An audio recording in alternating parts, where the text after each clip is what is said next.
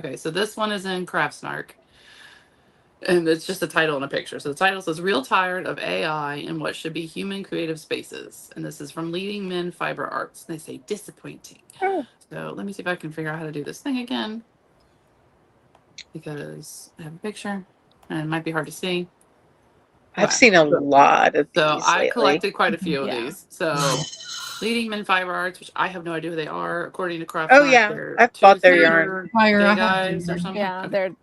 So I don't know if you can, if it's really easy to see, but it's literally, obviously, you know, it's because the AI in the fiber arts just kills me. It's like there's 7 needles and like nobody. Yeah. They have like 3 hands. Well, just like the golden glow and the golden overstacked, glow area. Yeah. So they're like the lady's doing a cross stitch with it showing out because, you know, I always look at my cross stitch backwards, you know, and he's got a knitting needle that doesn't seem to be going anywhere. She's got a crochet hook that doesn't seem to be going anywhere.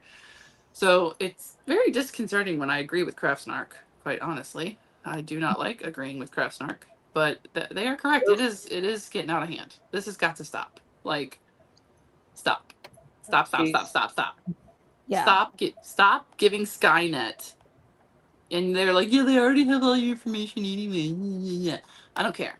Stop giving them your image. Stop. It's not just about that anymore either. Because we're learning about the cost of data centers now and how bad they are. The data. Yep.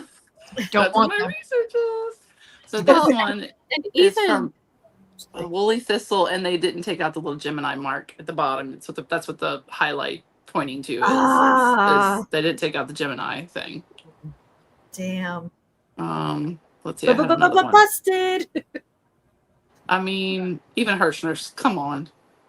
Yeah. You know.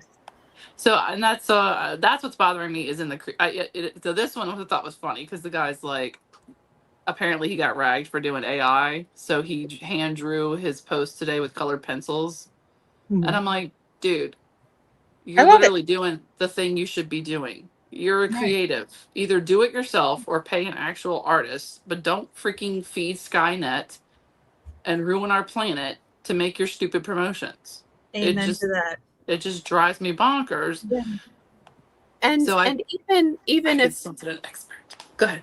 Sorry. No, I was saying, let me fix this. With the data centers thing, it's like even if like, okay, you know, data centers, you know, we do a lot of stuff online, you know, maybe the data centers can not exclusively be used for AI, but other things too.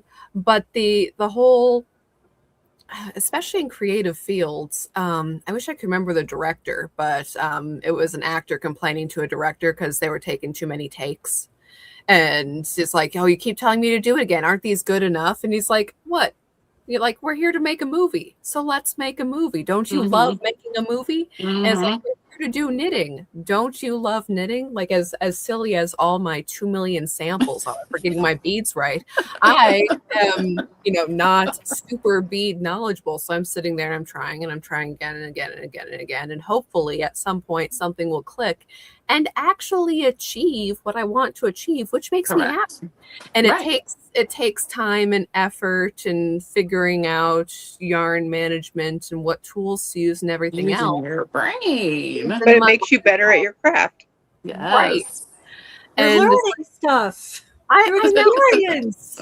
I didn't know, but you know, that you have this, it's like, it's a creative craft. So let's learn to do it creatively and let's hold ourselves to, you know, achieve higher standards, to learn, to, you know, do better, do the work. Do better. We know better, do better. And I think I get the people that are like Greg Gutfeld last night went on a rant about AI and how we should accept it. And I'm like yelling at the TV. I'm like, no, you tell the overlords I will be part of the resistance, Greg. I get that it's a tool and maybe it has a place as a tool and it's here and we can't undo it. Which, by the way, sidebar, personally very glad that it was not so much AI during COVID. These people would never have come out of their homes again. Oh my God. Like, if you think about that poor lady, if that had been COVID, like, all the videos that people would have made. so glad that and AI get was not. the excuse of like, well, I can't leave my house, so I have to talk to the computer. Right, Like, right. no. Yeah. So it would be like 10 times worse, the mania and the psychosis.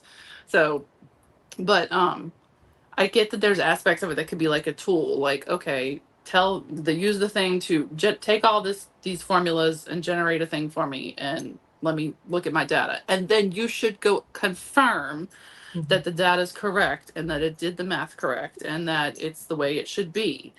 You shouldn't just. It should be a tool, not something that doesn't. Not that a replacement, I guess, Right. is my Yeah, thought. exactly. So I consulted an expert. Oh my God, she has physical notes over here. I have scientific notes from a scientist. Okay. So I asked a friend of mine who I will not disclose, and I will not disclose what state she lives in just in case. And what she is a scientist, and I just won't say what kind of scientist, but she is a scientist who is involved in before they build these big data centers, she has to say it's okay for reasons for the environment. So the data center people don't like her.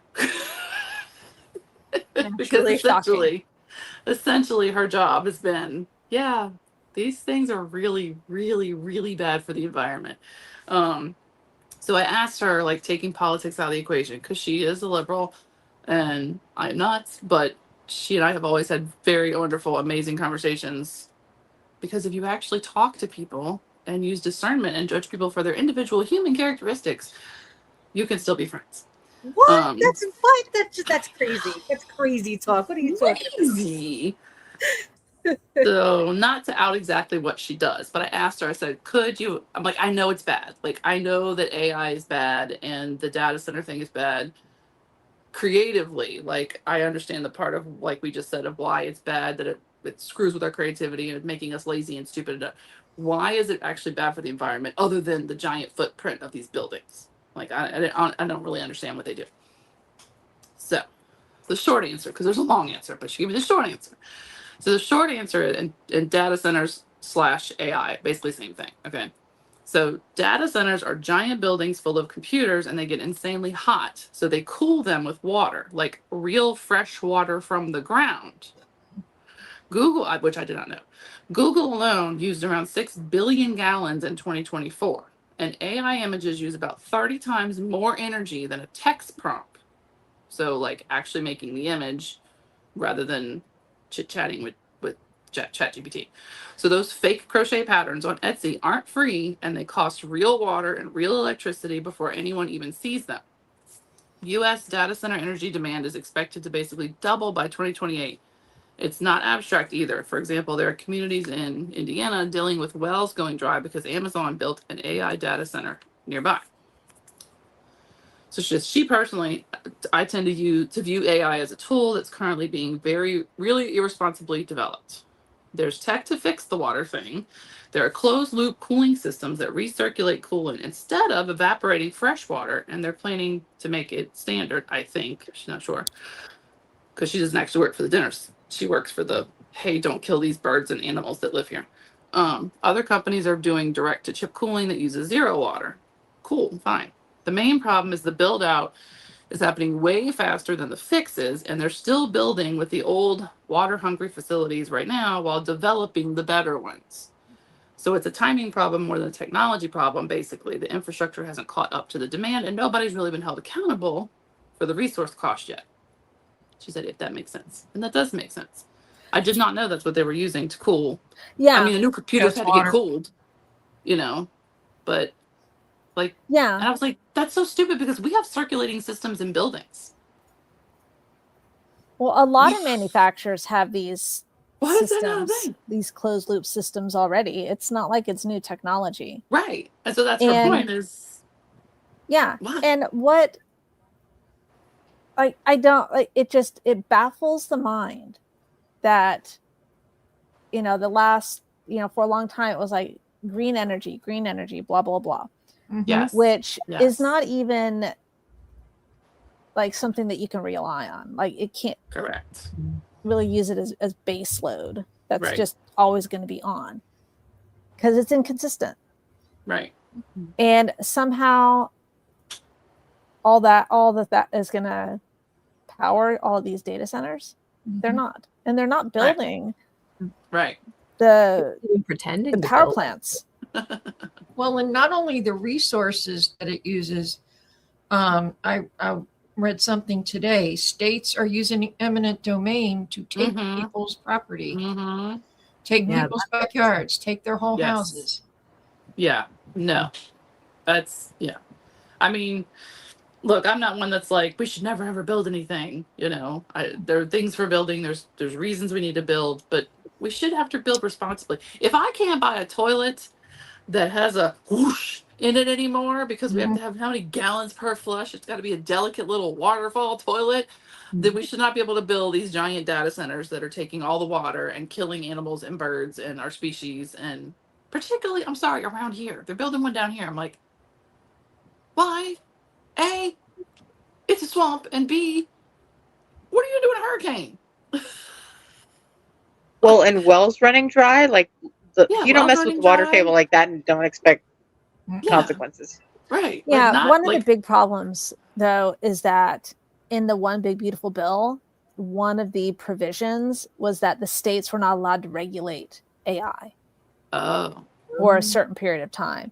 And so it's difficult for states to really do much. Yeah, I mean, like these Midwestern, like people are saying Nebraska and stuff, like that's farmland. Like we need that water for the food that we eat. We had it here. Bye, Lynn. Like, yeah. Lynn's got to go. Bye, Lynn. Hey.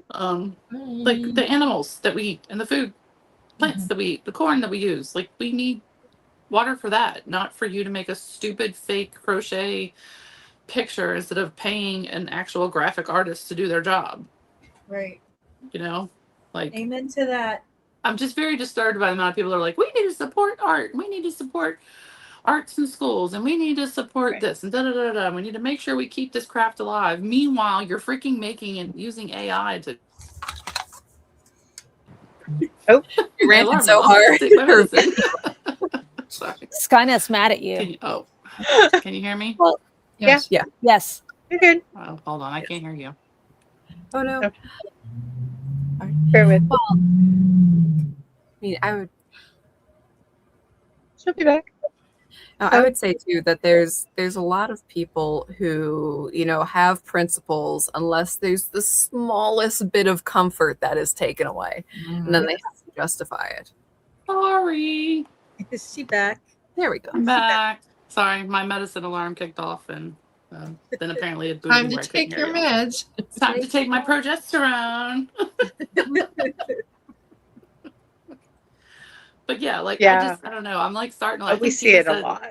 Tina said like you unfollowed somebody because they were using AI on their. I have zero tolerance. It doesn't matter what social media platform it is. If you are consistently using AI to communicate your ideas, fuck you. Fuck you. Like, that was like even the post, like the wording, right? Like the wording in the post. There's just so much.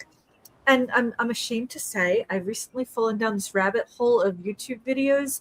They're all about like old companies that have, you know, they built up their fortunes and then they got taken over by some private equity firm and then, or, you know, some descendant of the family fucked up the company and whatever. There's like countless stories. You know, there's like Woolworths, there's Montgomery Ward, like all these stories about, you know, rise and fall. And it's really fascinating stuff. But all of these freaking videos are voiced by AI, and you can tell they're so there's commercials. There's commercials on your TV that are AI. They're not real people. Yeah, the tone like is bizarrely even. It's so bad. It's so freaking bad. And it's so like I've just 10 times a day now I'm like screaming at my television like shut up, Clanker. You know, just I'm yelling robot slurs at my TV. But it's the people on social media, it's like if you are a person and you are communicating your thoughts, your feelings, an idea, if you're communicating a news story, if you're communicating like on this day in 1879, 10 riders rode out in the middle of the desert and blah, blah, blah. Use your words like a human, because you are a human. Your own voice. Other humans. Yes. Like, and especially, and it's okay, it's somehow a little less offensive if it's like you're rehashing a historical account of something or whatever. Like, okay, you're lazy, you want to get the Twitter bucks, but you didn't want to do your homework and like actually put the words together yourself. I understand it. I don't like it, but I understand it. But if you are an artist and a craft store or whatever, and you're using AI to talk to people, that is so insincere. It's offensive. Like it's genuinely offensive to me, and I can't handle it. Like that's a hard line in the sand. Yeah. So here, forgive me for talking about my friend talking about a video and not a video I've actually seen. So get that out of the way. But there is. And was this a real friend or was this a? It was a real friend, not a computer. It was a real life human being. Just checking. But no, it was a video. There's a YouTube channel called Defunct Land, and it's about old Disney World and theme park rides. Cool. And they had this video, and it was talking about computer animatronics, where you talk to people, where you as a person talk to an animatronic in a theme park, and why it never works. And it was really fascinating. And she was telling me about it, and it was super interesting. And again, I have to watch the video, but it's like a 5-hour video. It's one of those. But they were talking about like the Star Wars hotel that was super expensive and pretty stupid that they had. Part of that is that you had a little screen in your room, and you hit a button, and you could talk to someone who is a computer, an alien. But the second, and this happens if you're talking to an animatronic, this happens if you're talking to a TV, this happens whatever. When the general public realize they're talking to a computer, and the computer only has so many set responses, their first instinct is to mess with it and make it say something stupid, and then the other one is to discard it and walk away. Like that doesn't matter. Like, oh wait, this isn't like a real person okay, I'm done here. And they'll turn around and they'll leave. And that happens a lot of times, that there is this if you're talking to someone who's costumed, if you're talking to someone who's dressed as Snow White. Yeah. You're talking to Snow White, and you're playing along with what she's saying. You're asking her how she likes things in the castle now, and if she's spoken to the 7 dwarves lately. And you're playing this game human to human, and you're taking a picture, and she says something nice, and it's very cute, and she's talking with kids and everything. And even as an adult, you're playing along. It's that kind of an interaction. If Snow White is a robot, you're like, yeah, whatever, this is stupid. You're pretending to be Snow White. I'm not playing with you. You're just a big doll. Bye. Clanker. Right. But that's the thing. And the fun factor is instantly gone beyond just like, again, can you make Snow White say something stupid? And that's only interesting for like 5 minutes. And then, but there's a respect there if it's an actress playing this sort of thing with you. And I think that's where a lot of people are with AI, that once you see that it's AI, you're like, okay, I can throw it away. Like it's maybe good for a cheap joke, but really nothing worthwhile. Yeah, I mean, I remember when the images first started coming out, and I know I played with the stupid make yourself a Funko doll, and it was cute and funny. I didn't really even understand what all the ramifications were of it now. So now I don't use any kind of image creating thing, and I refuse to use like the Chat GPT. And my son will be like, and I can't even say now, when you Google, the first thing you see is AI response. I'm like, scroll. Yeah. And but Google search, even before the AI chatbot, has become totally useless. Yes. If you can't get it in 2 pages, there's no more pages. I'm like, I'm sorry, there's a whole rest of the internet. I know there's more pages. But like, I'm totally fine if we're using AI and science and technology for, let's build prosthetic legs for kids who had cancer faster. Cool. Fantastic use of technology. But for you to make a cartoon bot of yourself to advertise your yarn shop, no. Or even a pattern designer. Let me use this to grade this pattern. No, dumbass. Use your brain and grade it yourself. Or call Ann. It defeats the purpose. Call me, if you use AI to call Emily. Call Emily. Fiat Fiber. She's brilliant. Do not ask me. So that's my I didn't rant. even think about that. Like you can't turn off the AI responses on every single search, can you? Like, is there a way to turn that off? No, even I don't know if like those people, we all use Telegram. Like now in Telegram, I was like, how do I? You cannot turn it off. If you type more than 3 sentences, the little AI looking thing pops up and it says you could click Pops it, up. and then you can take the thing you typed and it will give you not just like how to better word it, but how to word it like fancy, sporty, religious-y. Like with like people who come up with like the fancy titles for the resume. Yeah, like it's like I'm like no. I don't need you to take what I said and make it sound religious. Like, and I tried it just to see what it does. It was terrifying. It was just like I said something simple like where to buy Tina's yarn. It's really pretty, and it was like thou shalt buy Gwyneth yarn and fiber for blah blah blah fiber 24/6. It was just like I'm like wait no shut up no. Well, and I do indeed love our Gwyneth yarn and seeing fiber. That is blasphemy. I'm seeing posts and I'm seeing YouTube, and beneath it, it gives a summary of what was said on it. Right. It's like we're getting lazier and lazier. Like we don't have time to watch this. Here's what everybody said, and here's the general consensus of what was said. Yeah, and like as your revolution against AI, like you can't, if you're going to use the internet, there's no way to not have that incorporated. Right. Like it's funny. Friends of ours, his uncle, he made a joke eons and eons ago because he was electrical. I think he was an electrician, and then he taught electrical stuff. I think it was electrician or something. Anyway, whatever, he taught this field, and he said that it was getting like the youths of today were getting more and more dumb, and the language and the slang and just think of old movies of how we used to talk, and now we talk like idiots. And he said, and this was like 20 years ago, 30 years ago that he said this, but he said it's getting to the point that he's like, man, pretty soon by the time my grandkids are grown, we're gonna just be pointing around like cavemen, like like not even saying pass the salt. We're just gonna be like and so it became like this family joke that when we're at the table now, like the boys will just point at the salt shaker. They're like and I'm like, stop it. But I'm like, wow, we are literally getting to the point where these people do not know how to just even, hey, how you doing? Have a nice day. Thanks for coming to Walmart. Like, I mean, just, oh yeah, the millennial stare. Like, the Gen Z stare. It's Gen Z that does it. Yeah, all languages convert into just one big grunt. Like we won't even know any languages. Yeah, we won't need books. Or the computer will know how to grunt to you, and everything must be through the computer in order to be understood. Well, we're actually going back to hieroglyphics.